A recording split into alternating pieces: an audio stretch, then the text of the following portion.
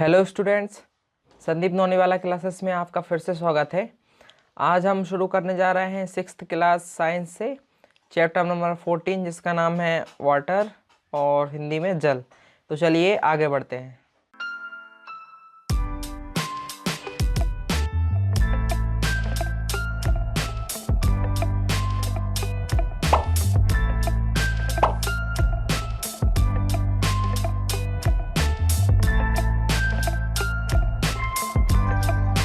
तो आप स्क्रीन पे देख रहे हैं और साथ साथ में जो है आप बुक्स में भी कंटिन्यू करते जाइएगा।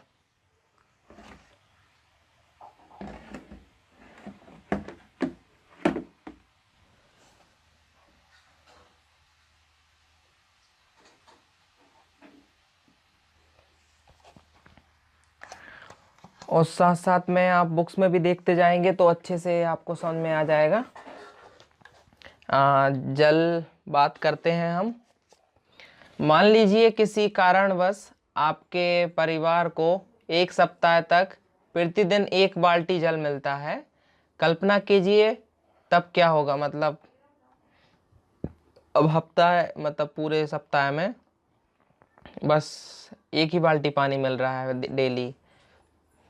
तो ऐसे बहुत सारे काम रहते हैं जो नहीं हो पाएंगे पूरे, जिसमें खाना पकाना, कपड़े धोना, बर्तन साफ करना, ये सब, स्नान करना। तो ये सब कैसे हो पाएंगे?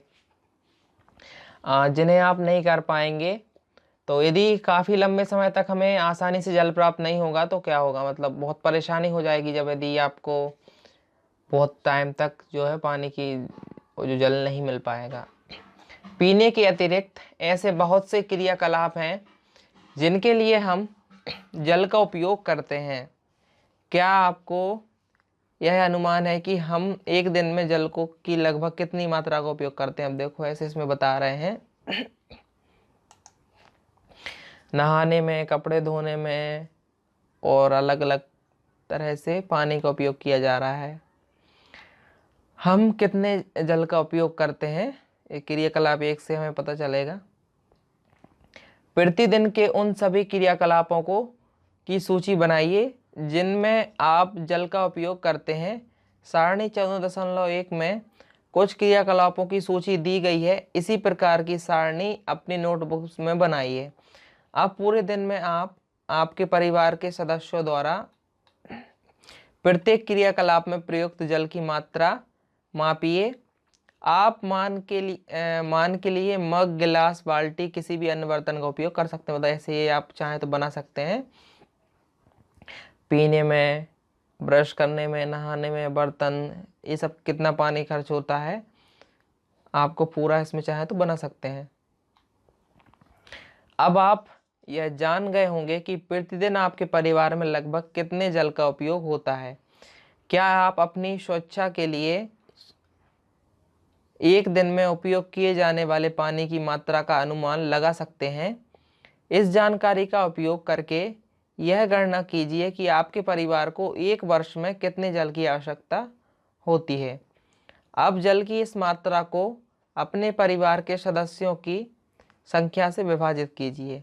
यह आपके परिवार में एक सदस्य की एक वर्ष की जल की आवश्यकता का ज्ञान कराएगा। मतलब पूरा जो रहेगा उसको इकट्ठा टोटल करके और जितने मेंबर रहेंगे उससे आप जब भागित करेंगे तो पता चल जाएगा कि एक सदस्य कितना पानी खर्च करता है।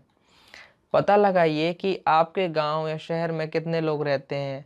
अब आपको यह बोध हो जाएगा कि आपके शहर अथवा गांव के लिए एक वर्ष में कितने जल की आवश्यकता होती है। मतलब पूरा जो है बड़ा एक हिसाब लगाने के लिए बोल रहे हैं, जिससे पता चल जाएगा कि कितना जो जल है हम उपयोग करते हैं। आपने ऐसे बहुत से क्रियाकलापों की सूची बनाई है जिनमें आप जल का उपयोग करते हैं। क्या आप सोचते हैं कि हमारी जल की आवश्यकताएं इसी प्रकार के क्रियाकलापों तक ही सीमित हैं? हम गेहूं, चावल, दालें, सब्जियां तथा अन्य बहुत सी खाने की वस्तुओं का प्रतिदिन उपयोग करते हैं। हम जानते हैं कि कुछ रेशे जिनका उपयोग हम कपड़ा बनाने में करते हैं पौधों से ही प्राप्त होते हैं। मतलब बहुत सारे पौधे से ही जो है रेशे प्राप्त होते हैं। क्या उन्हें उगाने के लिए जल की आवश्यकता नहीं होती? बिल्कुल होती है। कोई सा भी पौधा उगाने के लिए हमें जल की आवश्यकता होती है। क्या आप जल के कुछ और उपयोग सोच सकते हैं? हमारे उपयोग की लगभग सभी वस्तुओं के उत्पादन में जल का उपयोग किया जाता है, इसलिए जल का उपयोग केवल दैनिक कार्यों के लिए ही नहीं वरन बहुत सी वस्तुओं के उत्पादन के लिए किया जाता है। मतलब ऐसा जरूरी नहीं कि बस हम पीने के लिए, खाना बनाने के लिए, बाकी चीज़ों के लिए करते हैं, उसके अलावा भी बहुत सारे कार्यों के लिए इसका उपयोग किया जाता है। आगे हम पढ़ेंगे कि हम जल कहाँ से प्राप्त करते हैं। थोड़ी इंग्लिश में भी बात कर ली जाए। Water. Suppose for some reason your family gets only 1 bucket of water every day for a week. Imagine what would happen। मतलब यदि डेली आपके परिवार को केवल 1 बकेट पानी मिले तो फिर क्या होगा? बहुत परेशानी हो जाएगी उन सभी के लिए। What would be able to cook, clean utensils, wash clothes and bath. मतलब फिर जब बहुत सारी चीज़ें जो करते हैं उसके लिए फिर दिक्कत हो जाएगी। What are the other activities you would not be able to do and what would happen if we do not have easy access to water for a long period of time. मतलब बहुत लंबे समय तक जब यदि पानी नहीं मिलेगा तो क्या परेशानी होगी? मतलब बहुत ज़्यादा परेशानी हो जाएगी। Apart from drinking there are so many activities for which we use water. मतलब सिर्फ पीने के अलावा भी हम बहुत सारी चीज़ों का उपयोग करते हैं। फिगर आप देख सकते हैं 4.14.1 में। Do you have an idea about the quantity of water we use in a single day. और सिंगल डे में मतलब कितनी क्वांटिटी यूज़ करते हैं उसका गैस कर सकते हैं। How much water do we use. List all the activities for which you use water in a day. Some activities are listed in table 14.1। 14.1 table में लिखी हुई हैं। Make a similar table in your notebook throughout the day. Measure the amount of water used for each activities by you and other family members. You may use a mug, a glass, a bucket or any other container to measure the amount of water use. मतलब किसी भी चाहें तो container को use कर सकते हैं जिससे मेज़र करने के लिए, जैसे ड्रिंकिंग के लिए कितना यूज़ होता है, ब्रशिंग के लिए, बात वॉशिंग यूटेंसिल और अलग अलग जो एक्टिविटीज़ है उसके लिए। You now have a rough idea as to how much water your family uses in a day. मतलब अब आइडिया आ जाएगा कि दिन में अपनी फैमिली कितना पानी जो है यूज़ करती है। Can you estimate the amount of water used by you for personal cleanliness in a day? Using this information, calculate the amount of water needed by your family in a year। मतलब इस सब से फिर एक per day का निकल आएगा इस चार्ट से, तो आप पूरे साल का निकाल सकते हैं मल्टीप्लाई करके। And now divide this amount by number of member of your family. जो ईयर का निकल आएगा तो उससे फिर आप जितने भी मेंबर हैं उन नंबर से जब डिवाइड करेंगे तो आपको पता चल जाएगा कि सिंगल पर्सन का एवरेज कितना है। This will give an idea of the amount of water needed by one person, one member of your family in a year. Find the number of people that live in your village or town. You may now get an idea of the amount of water needed by your village or town in a year. फिर से एक idea आ जाएगा कि village और रहने वाले एक साल में कितना उपयोग करते हैं। You have listed a number of activities for which you use water. Do you think our water requirements is limited to activities like these? We use wheat, rice, pulses, vegetables or many other food items every day. We know that some of the fibers that we use for making fabric come from plants. Is water not needed to grow these? And can you think of some more uses of water? Water is used in industries for producing almost all the things that we use so we need water not only for our daily activities but also for producing many things. मतलब हम जो बहुत सारी चीज़ें हैं, ऐसा ज़रूरी नहीं है कि बस पीने के लिए और कपड़े धोने, खाना पकाने के लिए, उसके अलावा भी जैसे जो पौधे हम उगाते हैं उन सब के लिए भी पानी की बहुत ज़्यादा आवश्यकता होती है। सो हम बात करेंगे कि कहाँ से आता है, कहाँ से हमें प्राप्त होता है जल। अपने उपयोग के लिए आप जल कहाँ से प्राप्त करते हैं? आप में से कुछ कहेंगे हम नदियाँ, झरना, तालाबों और कुओं, हैंडपंप से प्राप्त करते हैं। कुछ अन्य यह भी कह सकते हैं कि हम जल टोंटियों से प्राप्त करते हैं, मतलब अलग अलग जो है। तो क्या आपने कभी सोचा है कि टोंटियों में जल कहाँ से आता है? मतलब जो नलों में आ रहा है पानी, जो टैप नलों में आ रहा है पानी, वो कहाँ से आता है? तो टोंटियों के द्वारा जो जल हम प्राप्त करते हैं वो जल भी किसी झील, नदी या किसी कुएं से प्राप्त किया जाता है, जिसकी आपूर्ति फिर पाइपों के नेटवर्क द्वारा की जाती है। जैसे इसमें बता रहे हैं, ये घर में जो टैप नल लगा होगा उसका कनेक्शन ऊपर यहाँ से किया गया है, और ये कहाँ से आया है? यहाँ झील, नदी वगैरह से। हम में से प्रत्येक का अपने घरों में जल प्राप्त करने का ढंग भिन्न हो सकता है। अंततः हम सबके जल के एक ही स्रोत हैं, जैसे तालाब, झील, नदी तथा कुएं। हमने अपनी चर्चा में कुछ जल स्रोतों का उल्लेख किया है। इन तालाबों, नदियों, झीलों एवं कुओं को भरने के लिए जल कहाँ से आता है? मतलब यहाँ से तो हम उपयोग में ले रहे हैं, तो हमें पता करना है कि यहाँ पर जो है जल कहाँ से आ रहा है। ये महासागरों में पृथ्वी के अधिकार भाग को घेर रखा है। ये देखो, इसमें भी बता रहे हैं कि जो जो नीला नीला भाग जो दिख रहा है वो सभी पानी का है, इसलिए इसे नीला ग्रह भी कहते हैं, क्योंकि पूरी पृथ्वी पे पानी है, जिसका 2 से तीसरा भाग जल से घिरा हुआ है। इस जल का अधिकांश भाग समुद्रों एवं महासागरों में है। मतलब ये इसमें जो दिखा रहे हैं,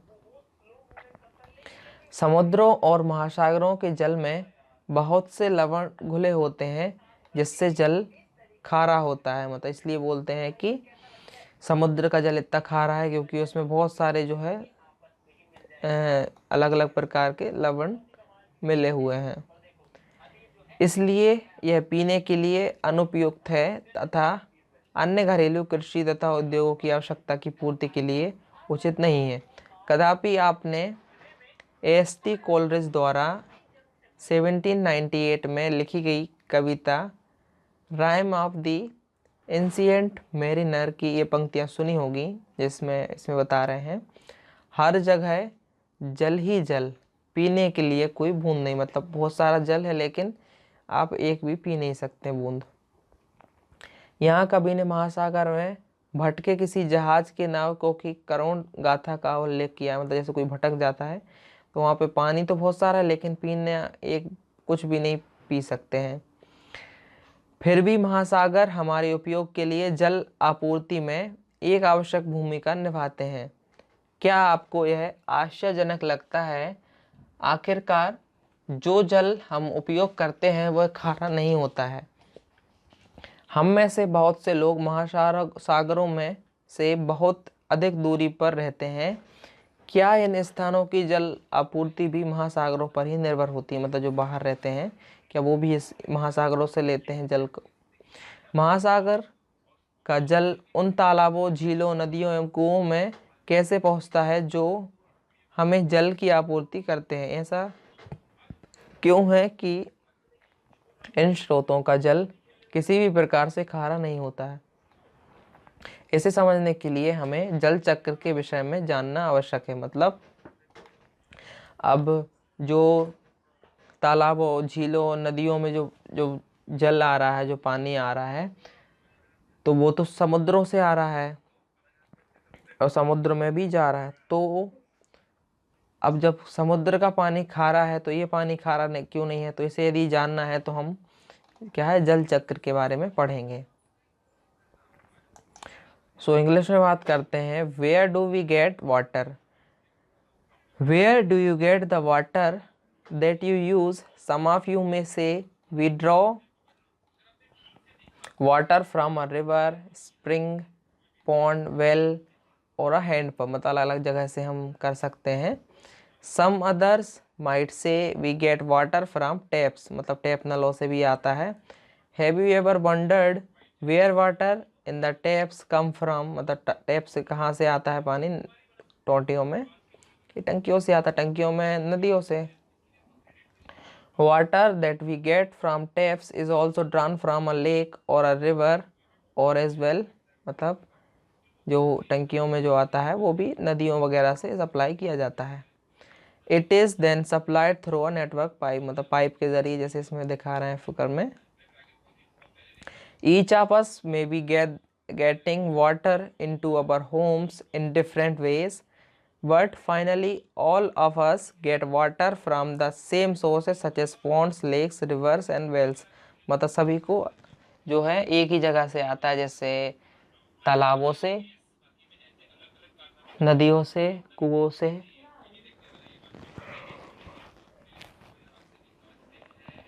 और झीलों से भी यहाँ से सप्लाई किया जाता है। We have discussed some of the sources of water, where does the water come from to fill these ponds, lakes, मतलब इनको भरने के लिए पानी कहाँ से आता है हम बात करेंगे। Do you know that the 2/3 of the earth is covered with the water, मतलब इसका इतना जो है वो पानी से घिरा हुआ है। Most of this water is in ocean and seas, मतलब जो है पूरा जो पानी है और वो समुद्रों और महासागरों से घिरा हुआ है। The water in the ocean and seas has many salt dissolve in it, the water is saline, मतलब जब उसमें बहुत सारे जो है जो नमक, मतलब साल्ट्स जो मिले होंगे, तो इस कारण से वो खारा रहता है पानी। So it is not fit for drinking and other domestic, agricultural and industrial needs. You might have heard the famous line of the poem Rhymes of Ancient Mariner, written by S.T. Coleridge in 1798, water water everywhere nor any drop to drink, मतलब सब जगह पानी लेकिन पीने के लिए एक जल बूंद भी नहीं।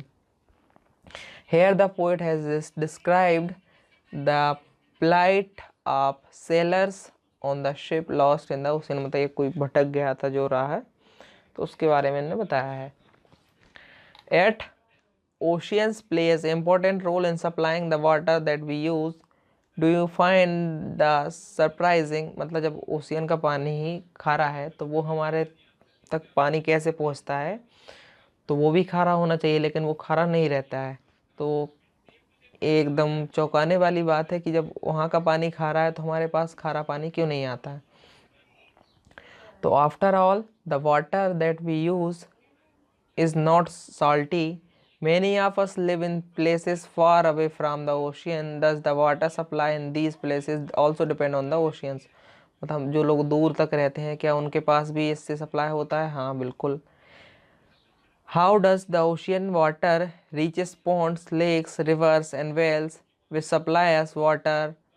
How comes the water from these sources is not saline anymore? This is that is where the water cycle comes in, मतलब जब वाटर साइकिल के बारे में समझेंगे तब जाके हमें पता चलेगा कि कैसे जो समुद्र का पानी हमारे तक पहुंचता है। सो उसके लिए हमें जल चक्र को पढ़ना पड़ेगा।